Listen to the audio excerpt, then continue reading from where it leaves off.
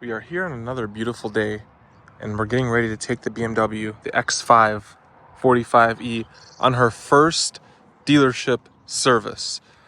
So a couple things that need to get done on the service. Car's due for its first oil change.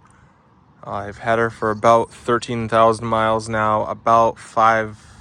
Almost 5,000 of those miles were driven in electric, not on the actual engine. But it's asking for an oil change now, so we're gonna get an oil change done on her. We're gonna get a tire rotation done on her. We're gonna get the engine air filter and the micro cabin air filter replaced, and she's already having some issues, so we're gonna take those in to get looked at.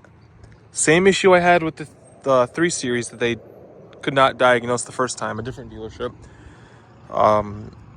It shudders at really low speeds, like 1 to 5 miles an hour. When you're turning like a really tight turn, it's almost like you're turning with a 4x4 and like 4 low. It feels like it's almost binding. So it's on and off, hit or miss when it happens, but it's 1 to 5 miles an hour when it happens.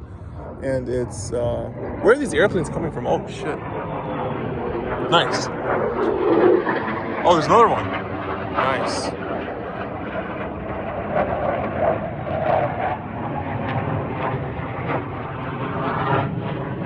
Well, anyway, 1 to 5 miles an hour is when it usually happens.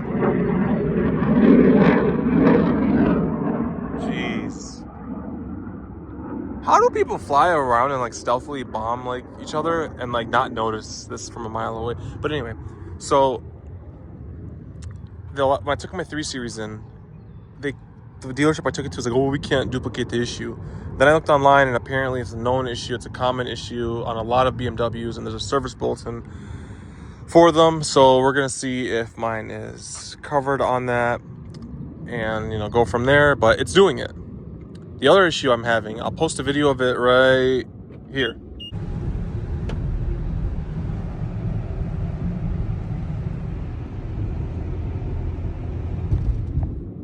We're back. So the other issue it's having is it's leaking water from the sunroof. Yes, the panoramic roof. It's dripping water from the panoramic roof, and it's coming out of here, there, and it's like dripping from this corner usually over here. I've checked the drains. The drains are clean. I'm not seeing anything coming out of them. So, yeah, and it's not doing it during a car wash. It's doing it during heavy rain. Not like in the first 5 minutes, like in the first like 10 or 15 minutes. Like you're driving in the rain on the highway and the car just like can't like handle all the water. And I don't know why. Like I don't understand how it's getting in. Like this is all sealed, it's all flat. So I have no clue where it's coming in from. But it's coming in. And it's dripping on me and dripping on the seat. Yesterday, I had a puddle in here. So that was not fun. Ended up keeping a towel back there to throw the towel on the seat so it would stop. But we're gonna take her in for her first service, and we're gonna see what they find, what they cover, how much it costs. Now I will say, when I downloaded the app shows that I have because I got the car used. The car has a extended maintenance package added on, up to 75,000 miles. So I'm covered. So that's kind of nice. I didn't know they were transferable, but it shows on the app for this car that it's there. The other thing that is, and it's due for spark plugs also. The other thing that's also, and it's showing up, all these things are showing up in the app, the spark plugs, the filter, and everything. So it's not like me just saying it. So we're gonna take it in for those things, as well as the transfer case, shutter, and the roof leak issue, and see what they say. People are saying for the transfer case, just replace the fluid and it should sort it out. And if it doesn't sort it out in the next 1 to 400 miles, then you need a transfer case. They say they blow into the lines. If it doesn't clear out, then they'll replace the seals, because the seals apparently go bad in the glass roof. So again, I don't know. Let's see if this opens. Like, all of this looks pretty good to me, so I have no idea what's going on with that. And I don't open the sunroof much. I like, honestly, in the like the 3 or 4 months I've had it, this is probably the 3rd time I've actually opened this thing. And it's because we just got out of winter. So I have no reason to open it, but we're gonna drive there. We also have 8 miles of range on the battery and a full tank of gas. So we'll see what we get for MPG wise. We have to drive, we'll get to that 12:45, but we have to drive 79 miles to get there. Now I'm going to this dealer because this is the dealer I always go to. This is a road that is closed. What the hell? I've never been down here before. But this is a dealer I always go to. They're not in my town, which is why I haven't gone to them. When I took my 3 Series in, they're in the town I grew up in. So we'll go there. I wonder if somebody's just like living here. We'll go there and we'll see what happens, guys. But like, I just felt it shudder right there.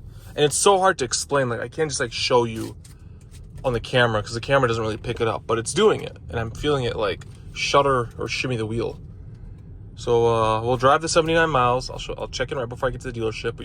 We should also get a loaner car as well. BMW service has been so far pretty good with getting loaners and taking care of us. So we'll see what happens. I will keep you guys updated in the next scene. And we're almost at the dealership. We're 0.6 miles away. And just to show you guys, on that drive, we've averaged 35 miles per gallon. 35 miles a gallon. And the car was reading 8 miles of range. We still have 2 miles of range, so we didn't even use all of the range. Now it's saying that the car drove 11.8 on electric, so like, we regened a little bit, we coasted a little bit, up and down. And I did drive it in adaptive mode, which I found yields the best results for MPG because the car knows when to shift from electric to hybrid. Like, I'm sure it saved the extra 2 miles of range for this. And we've also had the air conditioner running at 72 degrees, auto. So we're coming up here. Now, I like this dealership. They've always treated me well. International Autos. I've helped friends and family buy cars from them. You can get anything you want. Audi, Mercedes, BMW, Alfa, Maserati. I think there's a Hyundai dealership, Infinity even. Whatever you want. And their service department and collision center is also here. And they're very good too. They're very competent individuals over there.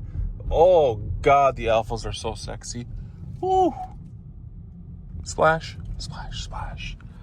But we're gonna go pull over at BMW service. Oh, daddy Alphas. And oh God, this is a 7 Series. And we got the new 5s. I wonder what I'm gonna get for a rental car. I'm always kind of curious. Got the 4s and the i4. I love the i4. Mini Cooper. I got everything here. Everything your heart desires. Whee. And we're back in the X5. We just got her back from her first major service under my ownership. And it turned out pretty well, for the most part, as well as it could have. We're going to go over how much it costed because everybody says BMWs are ultra expensive. They're so expensive for maintenance. Oh my God. So the first thing they looked at was the sunroof was draining, like the water was coming out of the speaker grills up here. And they said that they charged me $229 to diagnose it. Front sunroof drains were draining slowly. They cleared them, and they didn't charge me to clear them. They just charged me the $229 fee to diagnose it, and they cleared it. Now, all these dealerships here, this is a whole area of dealerships, they all charge diagnostic fees ranging from, I've seen, $200 to $400. So $229 is not bad at all.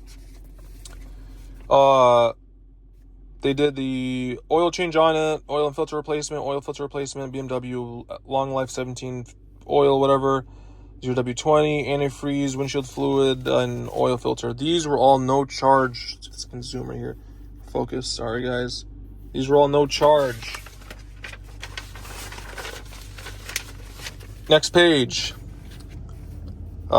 So they did the cabin microfilter and they did the engine air filter. So those are both no charge and no charge right there, as you guys can see. The next one they did was they did the spark plugs. They replaced the spark plugs on the car as well. There's 6 of them. No charge, no charge. And finally, Customer states they're shuttering during tight turns. Advised. Checked for condition. Was not able to duplicate. Now, this is the same thing that happened with my 3 Series, guys. It was shuttering during really tight turns, only here and there. By the time I'd make it to the dealership, it wasn't doing it. They're not going to try to fix something or like replace the transfer case or replace the fluid or anything under warranty if they can't duplicate it, because then the warranty won't cover it. So I understand that they didn't do anything this time with it. The guy said, listen, if it continues to do it, it's probably going to get progressively worse. And once it starts doing it consistently, then we'll take care of it. But right now, the warranty, BMW warranty, will not cover it and pay for the work if they can't duplicate it. Which I understand. I'm a reasonable guy. I understand. But, so they didn't charge me for that diagnostic, which is nice. Multi-point inspection. Technician sent me a video of the car and just his vehicle under CPO program. And they gave me a loaner for almost 5 days, and I put 600 miles on their loaner car. Total amount they charged me was $229, and then $242 after taxes. That's it. First service, $242. The actual service was all free. And the loaner, the X550E that they gave me, was also free. 600 miles on somebody else's car is always kind of nice. These leak. It happens. You park under a sticky tree. You park under, I don't know where the original owner parked this car, but there's sediment in there. But any car with sunroofs can leak, so it's not like a crazy thing. But, it leaked, and of course, these grills were right here, so it was getting in there.